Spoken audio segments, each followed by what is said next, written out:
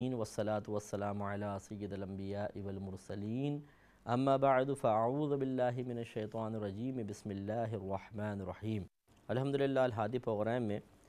صحابیات کے بارے میں جو اللہ تعالیٰ نے ارشاد فرمایا اس پر ہمارا کلام چل رہا تھا، اور صحابیات میں سے سب سے اعلیٰ مرتبہ یقیناً ازواج رسول کو حاصل ہے۔ اس آیت کی روشنی میں جو ہم آپ کی خدمت میں عرض کر رہے تھے، سورۃ الاحزاب کی آیت نمبر 32 ہے، جس میں اللہ تعالیٰ فرماتا ہے کہ یا نساء النبی، اے نبی کی عورتوں، لستن، نہیں ہے کا احدن، کوئی بھی عورت تمہاری مثل، من النسائی، عورتوں میں سے، لیکن کب؟ ان اتقیتن، اگر تم اللہ تبارک و تعالیٰ سے ڈرو۔ تو اس پر ہم کلام کر رہے تھے کہ بہت سی ایسی خواتین ہوتی ہیں آج کے دور میں بھی جن کو اللہ تبارک و تعالیٰ نے کسی نسبت سے کوئی مقام و مرتبہ دیا ہوتا ہے، اور وہ اس نسبت کی بنا پر معروف بھی ہوتی ہیں،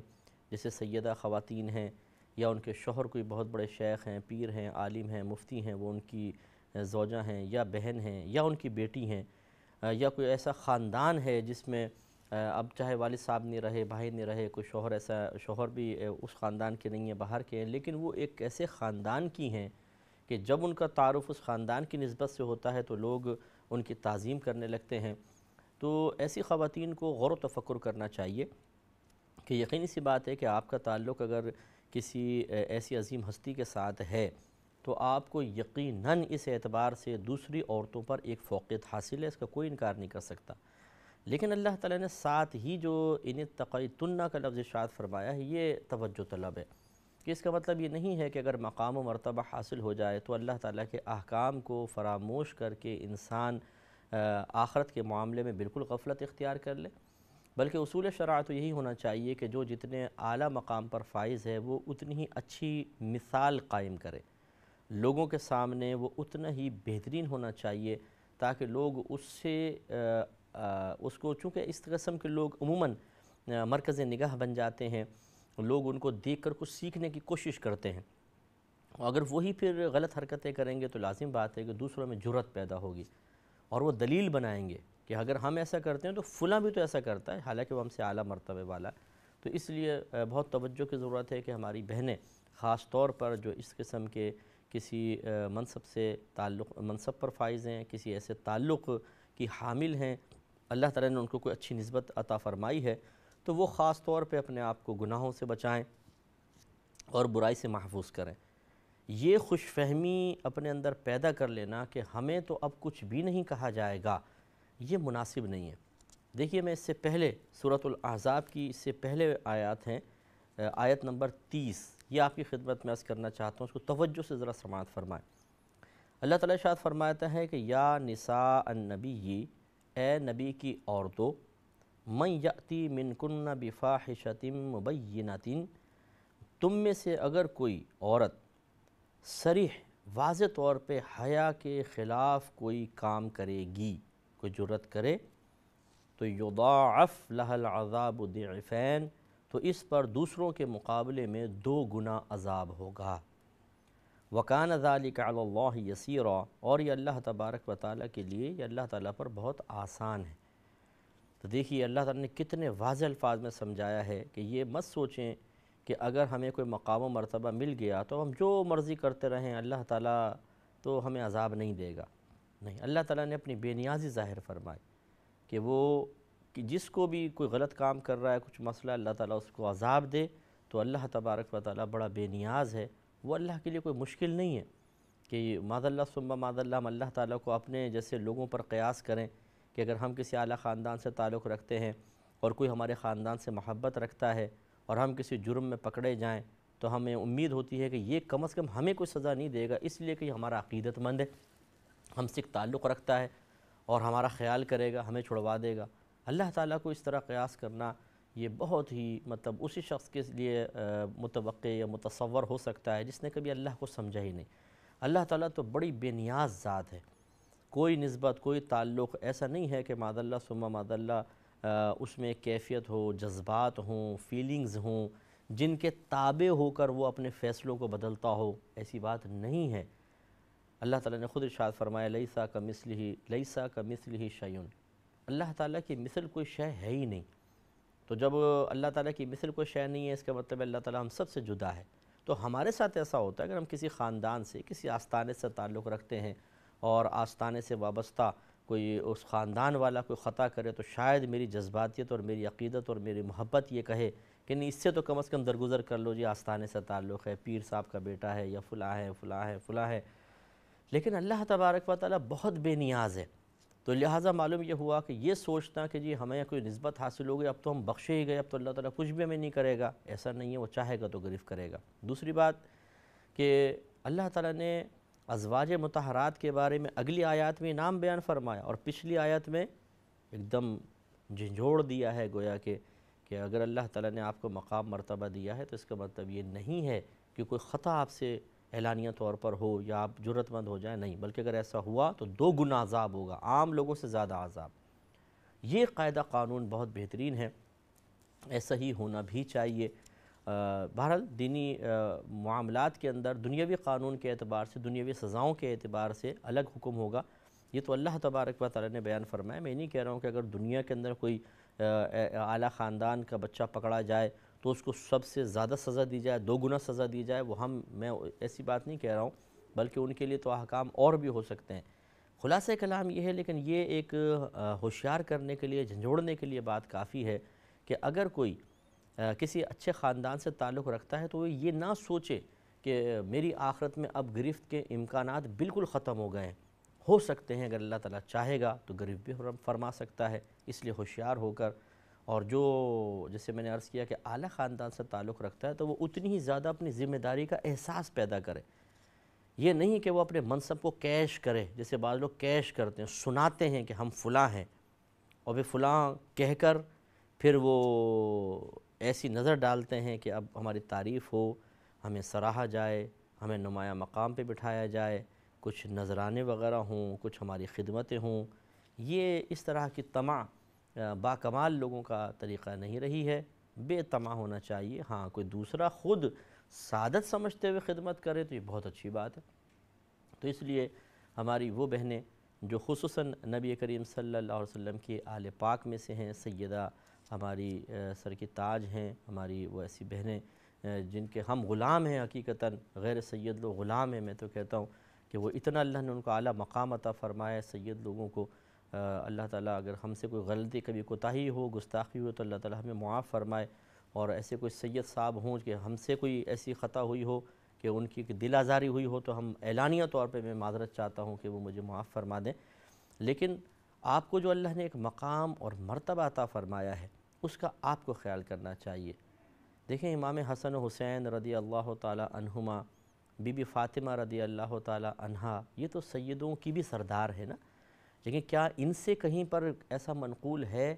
کہ انہوں نے نبی کریم صلی اللہ علیہ وسلم سے اتنے قریب تعلق کے باوجود کبھی اپنے لیے کسی نافرمانی کو سمجھاؤ چلو تھوڑا بہت کر لو کیا جاتا ہے؟ نہیں، وہ واقعی جیسا اللہ نے منصب دیا، انہوں نے اپنے منصب کے تقاضے کے مطابق عمل کر کے قیامت تک کے لیے اپنے آپ کو بہترین رول ماڈل بنا لیا، بلکہ پیش کر دیا گویا کہ اپنے آپ کو کہ ڈھونڈو کوئی عیب ہے تو ذرا بتاؤ۔ اور حقیقتاً نگاہیں اٹھیں گی اگر عیب تلاش کرنے کے لیے، تو نگاہیں اٹھانا، عیب تصور کر کے وہ نگاہیں جھک جائیں گی کہ واقعی کسی ایسی شخصیات کے لیے عیب تلاش کرنا خود ایک بہت بڑا عیب ہے، ان کی ذوات میں عیب ہو کیسے سکتے ہیں، اور نگاہیں ناکام واپس آ جائیں گی۔ تو ہماری ایسی بہنیں ان سے کیوں نہیں سبق حاصل کرتی؟ وہ بے پرواہ ہو جاتی ہیں بسا اوقات، بے پردہ رہنا، یا غلط قسم کے مناظر ملاحظہ کرنا، غلط قسم کی دوستیاں رکھنا، نامحرموں سے ہنس ہنس کے کلام کرنا، یہ چیز یقینی سی بات ہے کہ عام عورت کے لیے بھی مناسب نہیں ہے، جو غلام ہے تو پھر آقا زادی کے لیے کیسے صحیح ہو سکتا ہے؟ انہیں خود توجہ کرنی چاہیے۔ تو بہرحال ہماری یہ نصیحت بھی اگر کسی کو کوئی ناگوار گزرے، ہم اس پر بھی معذرت خواہ ہیں، لیکن ہم چاہتے ہیں کہ جو ہیرا ہے وہ ہیرا رہے، وہ اگر زمین پہ گرے گا، اگر وہ مٹی کے اندر ملے گا تو اس کی چمک ماند پڑے گی، یہ نہیں ہے کہ وہ ہیرا ہونے سے باہر نکل جائے گا، لیکن مٹی اس پہ غالب آئے گی، وہ کالا نظر آئے گا، خراب نظر آئے گا، گندا نظر آئے گا، کسی کو کراہت محسوس ہوگی، اور یہ نہیں ہونا چاہیے۔ ہیرا چمکتا ہوا ہی اچھا لگتا ہے، دمکتا ہوا اچھا لگتا ہے۔ ہیرے کا مقام زمین کی گرد نہیں ہے، بادشاہ کا تاج ہوتا ہے، وہ یہاں سجتا ہے۔ تو لہٰذا اللہ تعالیٰ ہمارے ایسے تمام بہنیں جن کو اللہ تعالیٰ نے کسی بھی لحاظ سے اس طرح کا کوئی روحانی منصب عطا فرمایا ہے، اللہ ان کے منصب کو قائم و دائم کرے اور ان کو اور عزت عطا فرمائے، لیکن انہیں اپنے منصب کا خود خیال بھی کرنا ہوگا، اللہ تعالیٰ اس کی بھی توفیق عطا فرمائے۔ پھر جو اگلی بات ہے، یہ تو ہر عورت کے لیے بڑی توجہ طلب بات ہے کہ اللہ تعالیٰ فرماتا ہے کہ فَلَا تَخْضَعْنَ بِالْقَوْلِ، تو تم اپنے آواز کو پست مت کرو، کیوں؟ فَيَطْمَعَ الَّذِي فِي قَلْبِهِ مَرَضٌ، تو جس شخص کے دل میں مرض ہے وہ طمع کرے گا، لالچ پیدا ہوگا۔ وَقُلْنَا قَوْلًا مَعْرُوفًا، ہاں اچھی بات ضرور کہو۔ تو گویا کہ یہ عورتوں کو مزید ادب سکھایا گیا۔ اصل تو مخاطب ہیں ازواج مطہرات، کیونکہ صحابہ آتے تھے اور مسائل معلوم کرتے تھے، خصوصاً ہماری والدہ سیدہ عائشہ صدیقہ رضی اللہ تعالی عنہا سے بہت لوگوں نے مسائل معلوم کیے ہیں، بلکہ نبی کریم صلی اللہ علیہ وسلم کا فرمان بھی ہے کہ حمیرہ سے، یہ سیدہ عائشہ صدیقہ رضی اللہ تعالی عنہا کا لقب ہے کہ حمیرہ سے تہائی دین حاصل کرو، ایک روایت میں اپنے دین کا تیسرا حصہ حاصل کرو۔ تو اس کا مطلب یہ تھا کہ جو ازواجی جو مطلب گھر کے تعلقات ہوتے ہیں، جو گھر کے اندر معاملات ہیں، وہ سب کے اوپر تو منکشف نہیں ہوتے ہیں، وہ تو گھر والا ہی کوئی بتا سکتا ہے کہ نبی کریم کے گھر میں معمولات کیا تھے، وہ ازواج سے کس طرح رویہ رکھتے تھے، اور یہ بھی ہماری زندگی کا ایک بہت بڑا شعبہ ہے، ازدواجی زندگی، گھر کے معاملات، اور یہ ازواج ہی بتا سکتی تھی۔ تو کچھ لوگ پردے میں رہ کر آپ سے معلوم بھی کرتے تھے۔ اسی طرح سیدہ عائشہ صدیقہ رضی اللہ تعالی عنہ تو مجتہدہ صحابیہ تھی، کئی فقہی مسائل میں صحابہ کرام سے آپ کی بحثیں رہی ہیں، تو لہٰذا معلوم یہ ہوا کہ ضرورت پڑتی تھی بعض اوقات نامحرم سے بھی گفتگو کرنے کی، لیکن وہ اس طریقے سے کہ پردے میں رہ کر اور پھر گفتگو کرنی ہے۔ اب اگر وہ نرم لہجے میں کرتی اور کچھ کرتی تو ضروری نہیں ہے کہ کوئی مطلب ہر شخص جو ہے وہ بالکل صاف دل کا ہو۔ یہ بھی ہو سکتا ہے کہ کوئی جیسے نیا مسلمان ہوا اور وہ آیا، تو ابھی چونکہ اتنی باطنی صفائی نہیں ہوئی ہے تو پاسبل ہے کہ دل مائل ہو جائے یا توجہ اس طرف چلی جائے، کوئی غلط خیال شیطان اچانک دل میں ڈال دے، یہ بھی ہو سکتا ہے کہ ایک آدمی متقی ہے، پرہیزگار ہے، بالکل اس کا دل پاک و صاف ہے، لیکن جب وہ کسی ایسے مقام پر پہنچتا ہے تو بعض اوقات شیطان اچانک اس کے دل میں کوئی خیال ڈال دیتا ہے۔ یہ الگ بات ہے کہ اس بعد میں اس کو جھٹک دے، وہ لا حول ولا قوت الا باللہ العلی العظیم پڑھے، اعوذ باللہ من الشیطان الرجیم پڑھے، اپنے خیال پہ شرمندہ ہو، نادم ہو، وہ الگ مسئلہ ہے، لیکن آ جاتا ہے خیال، لانے میں اور آنے میں فرق ہے۔ تو گویا کہ اللہ تعالیٰ نے اس خیال کے آنے کا راستہ بھی بند فرمانے کے لیے ایک تلقین فرمائی کہ جب آپ پردے میں رہ کر کسی شخص سے گفتگو کریں تو بالکل اپنے لہجے کو نرم نہ کر لیں، ایسا نہ ہو کہ سامنے والے کا دل، جس کے دل میں مرض ہو، تو وہ لالچ کرے، طمع کرے، یعنی دل مائل ہو جائے۔ لیکن ساتھ ساتھ ایک ادب بھی سکھایا کہ ایسا نہیں کہ بدتمیزی سے گفتگو کی جائے، جھڑک کے گفتگو کی جائے اور سامنے والے کو مختلف القابات سے نواز کر گفتگو کی جائے، ایسا نہیں ہونا چاہیے، اس میں بھی ایک ادب بالکل ملحوظ رہے۔ تو اس سے اب ہماری وہ بہنیں بھی ذرا سبق حاصل کریں جو گوشت والے سے، سبزی والے سے، دودھ والے سے، اس طرح دکانوں پہ شاپنگ کرتے ہوئے ہنس ہنس کے گفتگو کرتی ہیں، کھلکھلاتی ہیں، اور وہاں تو مطلب دانت ہی اندر نہیں ہوتے ہیں، اور ان کے پرسنل مسائل بھی معلوم کرتے ہیں، بھئی تمہاری بیوی کیسے چل رہی ہے، گھر میں کیسا مسئلہ چل رہا ہے، لڑائی جھگڑا تو نہیں کرتے ہو اپنی بیوی کے ساتھ، اور یوں اس طرح کی باتیں کرنے کی کیا ضرورت ہے؟ اور پھر 10 منٹ بعد اوقات دروازے پہ کھڑا کر کے دودھ والے سے گفتگو ہو رہی ہے یا سبزی والے کے پاس چلی گئی ہیں تو وہاں 15 منٹ باتیں چل رہی ہیں، گوشت والے کے پاس پہنچ گئے، وہ اتنے گوشت بنا رہا ہے، ان کو موقع مل گیا اپنے دل کی ساری باتیں وہاں پہ باہر کرنے کا اور اس کی باتیں سننے کا، وہ شروع ہو جاتی ہیں باتیں کرنا۔ کوفت ہوتی ہے بعض اوقات تو قریب کھڑے ہوئے لوگوں کو کہ یار یہ جائے تو پھر ہم اپنا کوئی چیز لیں، لیکن وہ بالکل گھر کے کام کاج سے فارغ ہو کے، اور بعض اوقات برقع پہنا ہوتا ہے، برقع پہنا ہوا ہے، مذاق، ہنسی مذاق ہو رہے ہیں، یہ غلط طریقہ ہے، یہ ازواج رسول کا طریقہ نہیں ہے۔ تو لہٰذا بہنوں کو چاہیے کہ صحابیات سے، ازواج رسول سے سبق حاصل کریں اور اس قسم کا معاملہ نہ کریں۔ آپ جب گفتگو کرتی ہیں، خصوصاً جیسے جوائنٹ فیملی میں لوگ رہتے ہیں تو دیور سے بھی بات ہو رہی ہے، جیٹھ سے ہو رہی ہے، بعض اوقات کزنز کا گھر میں آنا جانا ہوتا ہے، ایک دیندار خاتون کزن سے بھی احتیاط کرتی ہیں گفتگو کرتے ہوئے، اب کبھی موقع ہو ہی جاتا ہے گفتگو کرنے کا، تو اتنا ملائم لہجہ نہ ہو، ایسی ہنسی کے ساتھ نہ ہو، اتنی نرمی کے ساتھ نہ ہو کہ خواہ مخواہ کسی کا دل مائل ہو، بلکہ ایک مناسب دوری ہونی چاہیے، اور گفتگو کے اندر بھی وہ لوچ اور نرمی نہ ہو کہ کسی کے دل میں اس طرح کا کوئی ناپاک یا برا خیال آئے۔ اور جیسے میں نے پچھلے پروگرام میں ایک جملہ عرض کیا تھا کہ مرد حضرات تو ویسی بڑی خوش فہمی کا شکار ہوتے ہیں، ذرا کسی عورت نے نرمی سے بات کی تو پتہ نہیں وہ کیا لڈو پھوٹنے لگ جاتے ہیں دل کے اندر کہ شاید کوئی نکاح انتخاب تو نہیں ہو گئی اس طرف، تو پھر وہ اور زیادہ بچ جاتے ہیں۔ تو احتیاط کرنی چاہیے۔ مرد کو اللہ تعالیٰ نے باطنی اعتبار سے کمزور رکھا ہے، عورت بھی باطنی اعتبار سے کمزور ہو سکتی ہے، لیکن اس پہ شرم و حیا کے اتنے پردے ڈال دیے گئے ہیں کہ عموماً عورتیں مضبوط ہوتی ہیں، مرد بہت جلدی پھسل جاتا ہے۔ اس لیے اللہ تبارک و تعالیٰ، اب دیکھیں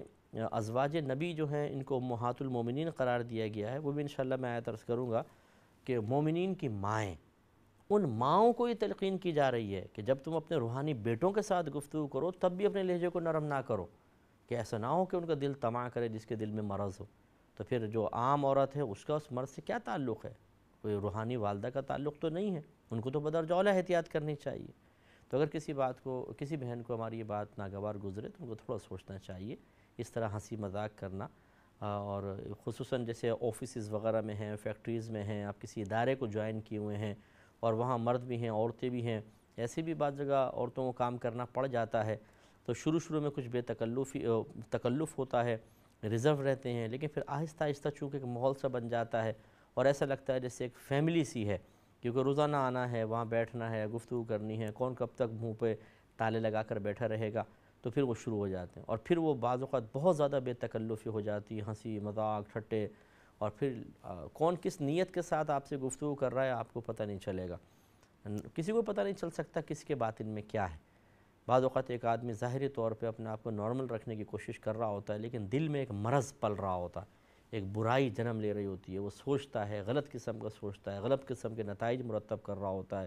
غلط تصورات ذہن میں لے کر آتا ہے، اور اس کا سبب بنتے ہیں اس قسم کا ماحول کہ جو عورت بعض اوقات خود نرمی والا ماحول ایک فراہم کر دیتی ہے، اور اس سے سامنے والے کا ذہن خراب ہو سکتا ہے۔ تو اس لیے احتیاط کرنی چاہیے، بہنیں اپنے آپ کو ریزرو رکھیں، یہ بہت ہی بہتر ہے۔ خصوصاً جو شادی شدہ خواتین ہیں وہ تھوڑا سا زیادہ اس میں بے احتیاطی کر بیٹھتی ہیں۔ وجہ اس کی کیا ہے کہ شادی سے پہلے پھر بھی ایک شرم و حیا ہوتی ہے، پھر چونکہ ایک مرد کے ساتھ اختلاط ہے، اٹھنا ہے بیٹھنا ہے، تو پھر وہ سابقہ جو ویسی حیا جو پہلے کنوارے پن میں ہوتی ہے وہ قائم نہیں رہتی ہے۔ اس کے بعد پھر اسی لیے شادی شدہ خواتین ذرا گفتگو کرنے میں اور زیادہ دلیر ہو جاتی ہیں، لیکن انہیں بھی چاہیے کہ ایسی گفتگو نہ کریں کہ سامنے والے کسی کے دل میں خدا نخواستہ کوئی غلط قسم کا خیال پیدا ہو۔ اور یہ بہنیں اچھی طریقے سے یہ بات سمجھ سکتی ہیں، کوئی بچے نہیں ہیں سننے والے بھی، سب کو معلوم ہے کس طرح کرنا ہے، کیا کرنا ہے، کیسے کرنا ہے، کیا کیا ہو سکتا ہے اور کیا کیا معاشرے میں ہو رہا ہے۔ تو اب ہم خود جان بوجھ کر کسی چیز کو نظر انداز کر کے اور بھولاپن اپنے اوپر خواہ کا طاری کریں، جی نہیں ہمیں تو نہیں پتہ، جی ہمارے دل میں تو ایسی کوئی بات نہیں ہے، نہیں جی ہم تو کسی کے بارے میں برا نہیں سوچتے ہیں، تو آپ کے نہ سوچنے سے ہر ایک اچھا کوئی ہو جائے گا۔ اس کا مطلب ہے کہ آپ ایک گن پوائنٹ کے اوپر موبائل چھیننے والے کے بارے میں برا نہ سوچیں تو کیا وہ اچھا بن جائے گا؟ گن چھوڑ دے گا اور موبائل چھیننا چھوڑ دے گا تو کرے گا۔ ایسے جس کا باطن خراب ہے وہ یہ حرکتیں کرتے رہے گا، ہم کیوں موقع فراہم کریں؟ آگے اللہ تعالیٰ نے مزید ازواج سے فرمایا وَقَرْنَا فِي بُيُوتِكُنَّ، اور اپنے گھروں میں ٹھہری رہو، وَلَا تَبَرَّجْنَا تَبَرُّجَ الْجَاهِلِيَّةِ الْأُولَى، اور بے پردگی اختیار نہ کرو جیسے پہلے والی جاہلیت کے زمانے کی بے پردگی ہو۔ وَأَقِمْنَا الصَّلَاةَ، اور نماز قائم کرو، وَآتِينَا الزَّكَاةَ، اور زکوٰۃ ادا کرو، وَأَطِيعْنَا اللَّهَ وَرَسُولَهُ، اور اللہ تبارک و تعالیٰ اور اس کے رسول کا حکم مانو۔ تو اب یہ دیکھیں اس میں مزید ازواج مطہرات کے لیے تلقینات ہیں۔ اب جیسے ابھی میں عرض کر رہا تھا سیدہ خاتون کو ایسا کرنا چاہیے، کوئی مفتی صاحب کی زوجہ ہیں، کوئی عالم صاحب کی زوجہ ہیں، کوئی حافظ صاحب کی، کوئی قاری صاحب کی، کوئی پیر صاحب کی زوجہ ہیں، بہنیں بیٹی ہیں، انہیں احتیاط کرنی چاہیے۔ تو بعض اوقات ایسے ہی ہوتا ہے جب ہم کسی کوئی بڑا منصب حاصل کر لیتے ہیں تو اس قسم کی نصیحتیں بڑی بری محسوس ہوتی ہیں، خصوصاً اس کو بہت بری لگتی ہیں جو غلط روش اختیار کر رہا ہو، اس لیے کہ ہماری گفتگو ہر ایک سن رہا ہے، ہو سکتا ہے کہ وہ بھی سن رہی ہوں اور ان سے تعلق رکھنے والے کچھ اور لوگ بھی سن رہے ہوں، تو اس میں پھر جو عزت والا ہوتا ہے وہ اس قسم کی جب باتیں سنتا ہے تو اس کو اس قسم کی باتوں کے جواب میں اپنی عزت کا زوال نظر آنے لگتا ہے، کہ جو ہمارے قریبی لوگ ہیں پہلے تو ان کو شعور نہیں تھا، لیکن یہ مفتی صاحب کی باتیں سن کے شعور بیدار ہوگا، کل کو وہ ہم پر ایک تنقیدی نگاہ ڈالیں گے، انگلیاں اٹھائیں گے، یار یہ مفتی صاحب نے کیوں بیان کر دیا. تو اس قسم کے خیالات پیدا ہوتے ہیں، ان کی خدمت میں انشاءاللہ گزارش کروں گا. لیکن نیکسٹ پروگرام میں اللہ تبارک و تعالیٰ کی بارگاہ میں دعا ہے کہ اللہ تعالیٰ ہم سب کو عمل پیرا ہونے کی توفیق عطا فرمائے. آمین.